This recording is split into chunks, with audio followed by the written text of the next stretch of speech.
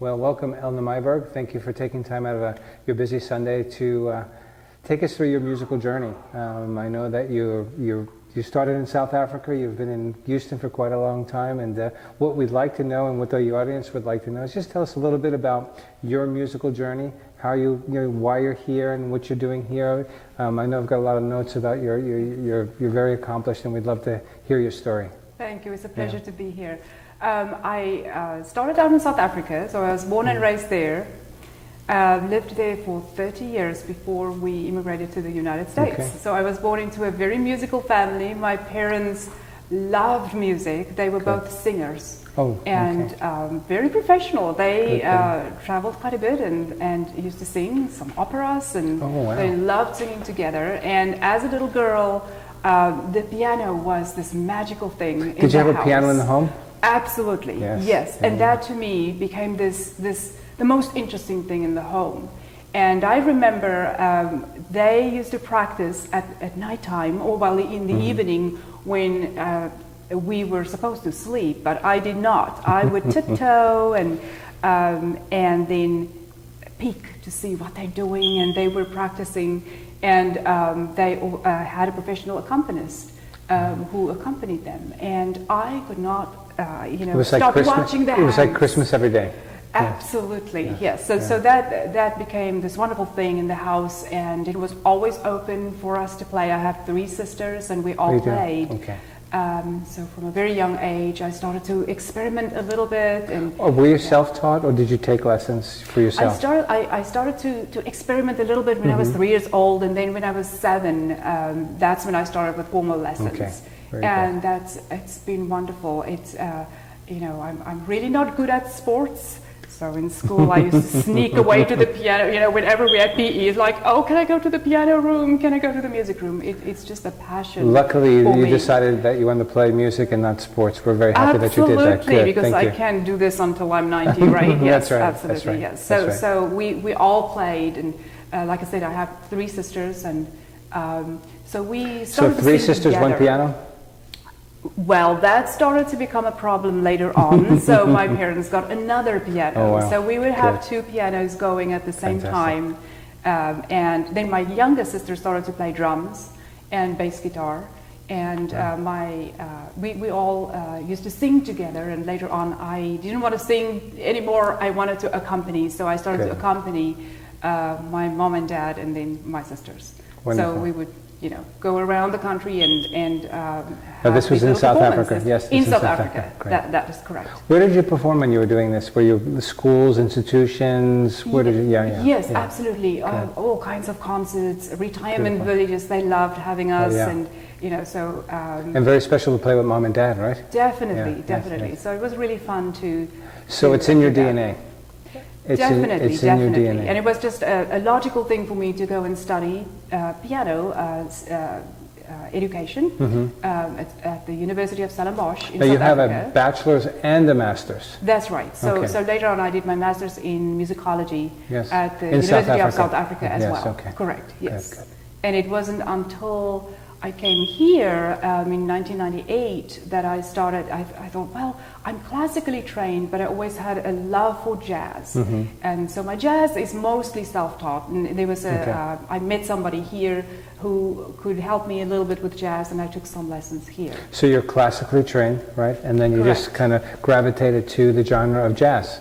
Right. Most of the compositions that I've had success with in film and TV is definitely jazz. Now you write and compose as well, no? I do. You do? Yeah. Walk us through a little bit of your teaching part of your genre. Tell us a little bit about your students and how you teach and what kind of methods you find. And we've interviewed one of your wonderful, talented students. He was a lot of fun, and he's just incredibly talented. So tell us a little bit about Elizabeth too, right? Yes, so absolutely. Yes, Terrell and Elizabeth. So in South Africa, I used to teach before coming here, and I had quite a big studio, and then went to teach at a high school, preparing students who wanted to study music as a career. So I did that, and then when we came here, my boys were little, and so for a few years I didn't teach. But then started to grow my studio here. I remember in Kingwood. So I teach in Kingwood out of my home, And I remember teaching 10 students, and I thought, will I ever have more than 10? You know, and now I have 45. Did you want more than 10? Did you want? Yeah, I did, but yeah, it was, you know, it took a little while to get my name out in Kingwood, and now I have 45. And good for you. Congratulations. Thank you. It's a big studio. I love to teach classical as well as a little bit of jazz, but also improvisation. And I think that's a gap in teaching nowadays, because so many students, they take piano for years, and then they want to play in a school band or in a, you know, in a rock band, and they say, we can't read the music because it's gorgeous. Is that one of the biggest challenges? What are some of the challenges you find today with students that want to, you know, take music as a, you know, make music a career? Are you finding that?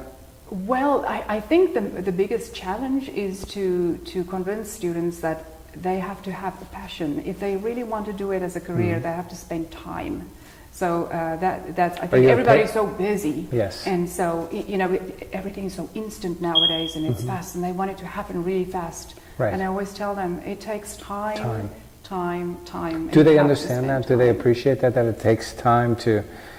And then do they find their own way? Do you kind of guide them? I'm sure you have gifted students where some of them just play almost naturally, and some need a little bit more instruction. Even the students who are really talented need to practice. And I think those are the students who really understand it. Like Elizabeth, she practices a lot. Brielle, hopefully you will be able to have an interview with her too in the future. Just a wonderful student who's also a composer. That's going to be very exciting for you as a teacher. Yes. Where you see the dedication and devotion. And I think, do you find that as they play and grow themselves, as they mature, and you see them grow musically as well, it's got to be very satisfying for you. Absolutely. And you know, very few students will end up doing that as a career. You know, you want them to just enjoy music and to share it with others, and that's a wonderful goal too. Right. So it's not as if I think, oh, everybody, you know, all my students need to do it as a career. No, but it is wonderful to see those students grow and make that decision one day. You know, in high school, they say, I think I want to do it as a career. That's a wonderful. Elna, that is wonderful. Yeah, is there a particular age that you find that it's a good age for a young adult to start playing, and see if that's something that they want to do maybe long term? Like you said, maybe just as a passion or a hobby, perhaps even as a career. So a child, you're asking what is a good age? Yes, to start? What's a good age for a parent? Say a parent says, you know, like, let's say, for example, in your family, you have a musical family where we've spoken with many musicians where they have pianos, or they're musicians in the family. So they kind of grow up with that. So do you find that as well, that they either come from a musical family? Is there an age? Sometimes and sometimes not. I have a very gifted little girl who her parents cannot tear her away from the piano, but the parents are not musical at all. Wow. So that is interesting. But you know, some kids are ready to start at 5. Some at 6, some at 7. I have some older beginners who are doing really well. You know, they say, "Well, we're not going to become concert pianists, but you know, we just want to enjoy it." I have adults. I have a lady who started when she was 68. You know, and just for enjoyment, and that's a wonderful goal, just to be able to sit down and play something. So that's why I love the individual lessons, because every student is different.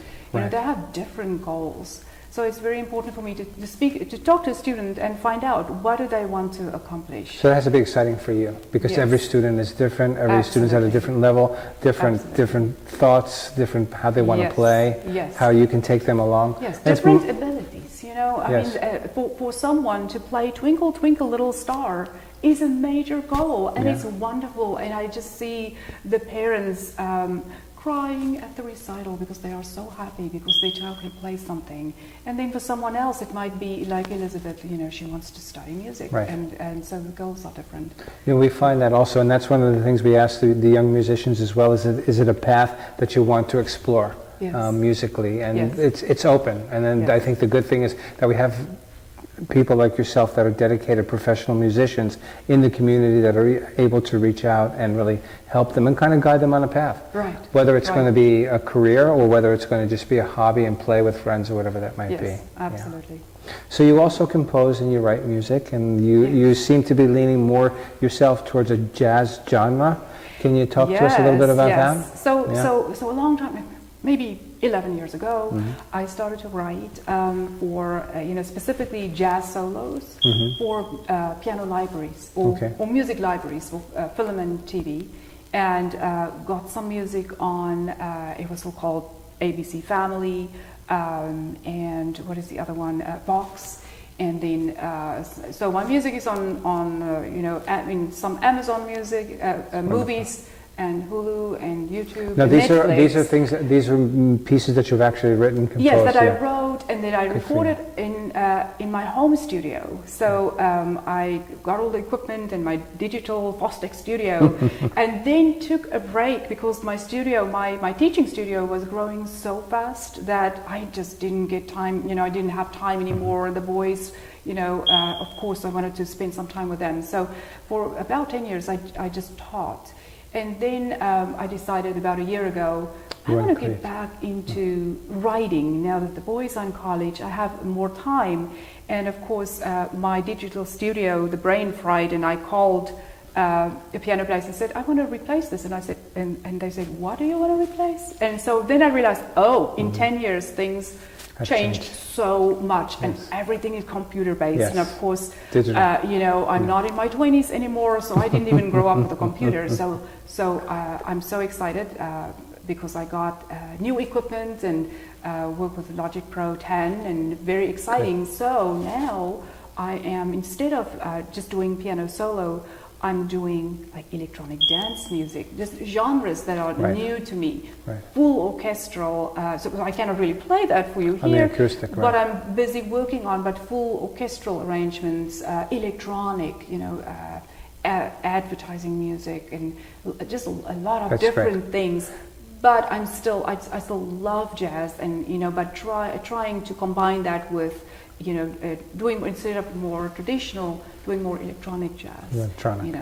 Yeah. And I think the technology gives you a broad spectrum of what you can and cannot do. Yeah, you have an orchestra at your fingertips. Yes, absolutely. I was just so amazed, and so How do your students feel about it? Do they know that you compose? Have you they do. Share that with them? They do, and so if I see. We would start. I always want to give my students the opportunity to try composition. So we start with a very simple chord chart, and then once I've written a chord chart. Well, you have your harmony down, right?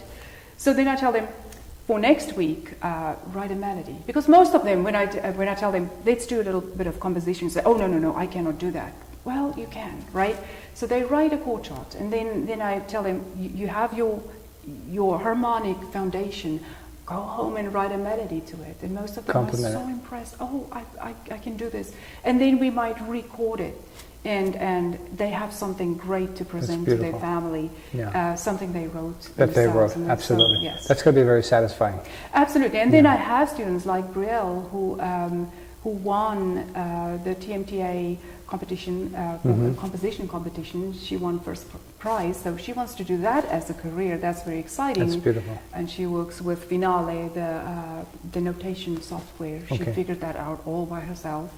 And, which I'm sure is not easy. Right, it's very complex. Right. And she's making her own scores and sheet music, and it's wonderful.